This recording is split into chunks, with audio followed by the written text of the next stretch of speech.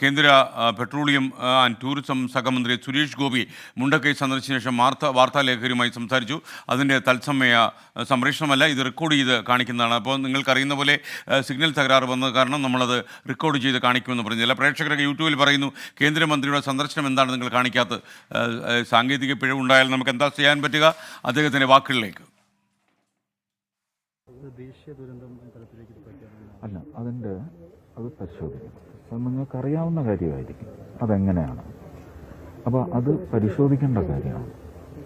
അതിൻ്റെ സാധുത അതെല്ലാം പരിശോധിക്കണം.